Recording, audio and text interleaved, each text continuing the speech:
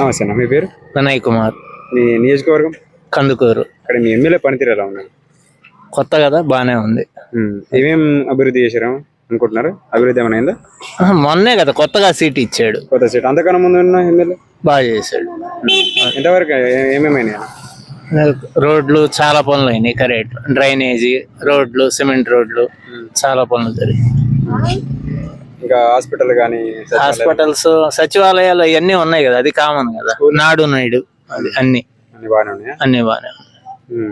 మరి ఇప్పుడు చంద్రబాబు ఎంతగానో బాగా చేస్తున్నాడు అంటున్నాడు, ఎట్లా నమ్మరు కదా? ముందు చూసాం కదా 14 ఏళ్ళు, కానీ ఇప్పుడు చూడని అంటున్నాడు కదా. ఎన్నిసార్లు చూస్తారు? ఒకసారిగా చూసింది. ఎంతకన్నా ఏమిస్తాడు? నమ్మదగ్గ హామీలు కావు. అంటే ఇప్పుడు పవన్ కళ్యాణ్ ఉన్నాడు, బీజేపీ ఉంది కదా, అవన్నీ జరిగేది కాదు. నమ్మసక్యం గాని హామీలు. అది సో దాదాపు ఎంతవరకు మెజారిటీ ఎంత రావచ్చు ఇక్కడ? ఖరేడు 1000 పైన వస్తుంది. ఈసారి కూడా జగన్ గెలిపేయడానికి ఓకే, సిద్ధం.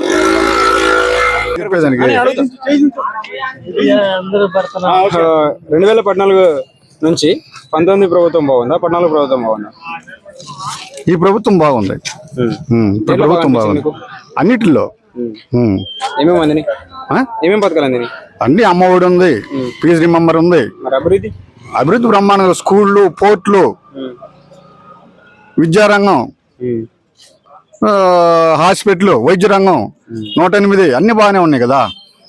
మరి చంద్రబాబు తెలివైనాడు, ఆయన వస్తే అభివృద్ధి బాటలో బాగా ప్రభుత్వం నడుస్తుంది అంటున్నారు కదా.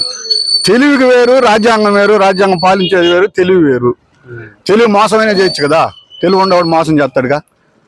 మరి ఇన్ని పథకాలు పెట్టిండు కదా, ఆయన వస్తే బాగుంటది. ఇంకా జగన్ వస్తేనే బాగుంటది. ఒక లాజిక్ తమ్ముడు, ఇప్పుడు జగన్ వచ్చిన కాడి నుంచి ఏ ఇంట్లో లబ్ధి జరగలేదో చెప్పమను. ఒక ఇంట్లో లబ్ధి జరగలేదు అని నిరూపించమను ఎవరినైనా. నా ఇంట్లో లబ్ధి జరగలేదా అని అనమను ఎవరిను ముందుకొచ్చి. వచ్చిన వాళ్ళకి వస్తున్నాయి, రాని వాళ్ళకి అట్లనే ఉండిపోతున్నాయి అన్నమాట. అది అంత అసంభవం కాదు.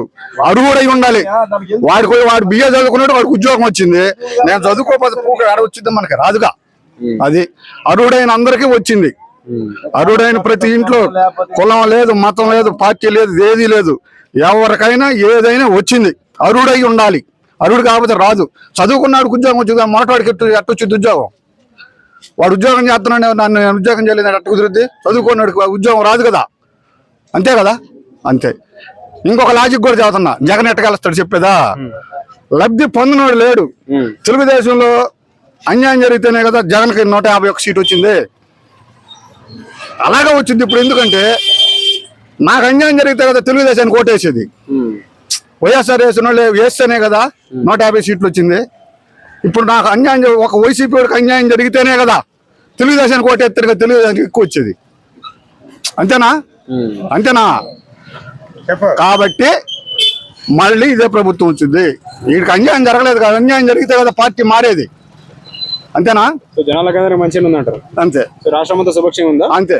సుభిక్షం అంటే ఏంది? విద్య, వైద్యం, తినటానికి తిండి, కట్టుకోవడానికి బట్ట. బాగా లేకపోతే ఏదన్నా 108. మా ఊళ్ళోనే ఉండరు ఒక 50 మంది గుండె ఆపరేషన్ చేసుకున్న వాళ్ళు. వాళ్ళందరూ బతికిల్లా. హాస్పిటల్లో సదుపాయాలు బాగున్నాయి. పోతే బాగా చేసి పంపిస్తున్నారు కదా. తాగునీరు ప్రాబ్లం ఉందా? తాగునీరు అసలు కరెక్ట్లో అది జరగదు. నీరు లేకుండా ఏ ప్రభుత్వం చంద్రబాబు నాయుడు ప్రభుత్వం 5 సంవత్సరాలు వాన పడలేదు. అప్పుడు మాత్రం బోర్లు ఒకరు లోపల దించారు. ఇప్పుడు మాత్రం బ్రహ్మాండంగా ఉంది. ఇంకా అడుగు, నువ్వు అడగాలి. మరి జగన్ వచ్చిన తర్వాతనే రైతులకు ఏం మేలు జరగట్లేదు అంటే మాట్లాడుతున్నారు కదా. ఎవరికి జరగలేదు? రైతులకు అసలు మేలు జరగట్లేదు అంట. ఎవరు చెప్పారు? పంటలకి నీళ్ళు కూడా ఎవరు చెప్పారు? మా ఊళ్ళో మళ్ళీ ఉండే నీళ్లు, మా ఊర్లో బోర్లు ఉండయి. నీళ్ళు ఎందుకు చెక్కలేదు? మనిషి వద్దని కొన్ని వాన పడుతుంది, నీళ్ళు ఎందుకు ఉండవు? 1200, 1300 పోయిన సంవత్సరం ఒడ్లు. ఈ సంవత్సరం 2300, 2400 ఉంది. మద్దతు ధర వచ్చినట్టే కదా ఒడ్లకి. మా రోడ్డు వచ్చావు కదా నువ్వు. అంతకుముందు తెలుగుదేశం ప్రభుత్వంలో రోడ్డు ఏమన్నావు రాంపుగా నుంచి ఇక్కడికి మా ఊరికి. ఇది అసలు మ్యాప్లోనే లేదు ఈ రోడ్డు అని చెప్పుకొచ్చారు. రోడ్డు వేసి ఉంది కదా, మీరు వచ్చారు కదా, ఇటు వచ్చారు కదా, లోపడి వచ్చారు కదా, రోడ్లు ఉన్నాయి కదా, ఇంకేం కావాలా? అభివృద్ధి జరగట్లేదు. అభివృద్ధి అనేది ఏది? అభివృద్ధి అనేది ఏంది? అభివృద్ధి అనేది ఏంది చెప్పు. యువతకి జాబ్స్ కానీ జాబ్లా జగన్ ఎన్ని జాబ్లు ఇచ్చారు? మళ్ళీ క్యాపిటల్ కూడా కాలేదు కదా, క్యాపిటల్ కాలేదు కదా, ఏంటి రాజధాని. రాజధాని ఎందుకు? ఏం చేసుకోవడానికి రాజధాని? మన ఇంట్లో నుంచి బయటకు వచ్చాము ఒక దబర తీసుకొని వచ్చాము బయటికి. చంద్రబాబు నాయుడు జైలా ఆయన వచ్చాడు రాజధాని. పోలవరం కట్టలేడు, రాజధాని పోలవరం జగన్ కట్లా పూర్తి కాల అవుద్ది. అదేమన్నా మన ఇల్లు తొందరగా కాటానికా కాదు కదా, ఒక ప్రాజెక్ట్ కదా, కోట్లు కావాలి కదా, నిదానే అవుద్ది. ఈసారి వస్తే కడతాడేమో. మన క్యాపిటల్ వస్తే మంచి మంచి సాఫ్ట్వేర్ కంపెనీలు వస్తాయి. క్యాపిటల్ అయితే మంచి మంచి సాఫ్ట్వేర్ కంపెనీలు వస్తాయి కదా. అదే బాబు వస్తే మంచిగా క్యాపిటల్ చేస్తా అంటున్నాడు. మా కొడుకులు ఇప్పుడు మా జగన్ చదివించాడు, మనం చదివించుకున్నాం, మా కొడుకు ఉద్యోగం వచ్చిందిగా. సో జగన్ వాళ్ళ అంత బాగుంది అంటే, జగన్ వాళ్ళ అంత బాగుంది అంటే బ్రహ్మాండంగా ఉంది. సార్ కూడా పుణ్యపురం అయిపోద్ది ఈసారి. మా ఎమ్మెల్యే కొత్తగా వచ్చాడు బుర్రా మధుసూదన్ అని, ఆయన బాగానే చేశాడు. 65 కోట్లు వచ్చింది మా ఊరికి కాంట్రాక్ట్. 65 కోట్ల రూపాయలు వచ్చినాయి మా ఊరికి. మా ఊరు 4 ఓట్లు తక్కువ 10,000 ఓట్లు మా ఊరు ఖరేడు. మేజర్ పంచాయతీ సచివాలయాలు ఉన్నాయి. 65 కోట్లు కాంట్రాక్ట్ వచ్చింది మా ఊరికి. రోడ్లు అయితే చెరువు అయితే ఏదైతే అది అన్ని బాగున్నాయి, అన్ని బ్రహ్మాండంగా ఉన్నాయి. అది మొత్తం మీద జగన్ పరిపాలన అంతా బాగుంది అంటారు. ఎక్సలెంట్ గా ఉంది. నీకు ఏమేమి లబ్ధి పొందారు మరి? మొత్తం A to Z ఏమేమి అవి? నాకు చేయవలసి వస్తుంది. మా అబ్బాయికి ఇది వస్తుంది చదువుది, ఫీజు రియంబర్స్మెంట్ వస్తుంది. మా అబ్బాయి కాలనీ వచ్చింది, జగనన్న కాలనీలో. ఇంకేం కావాలా?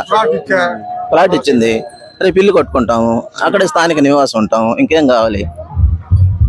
మాకు 24 గంటల పుష్కలంగా వాటర్ వస్తాయి. ఏ ఇచ్చాడు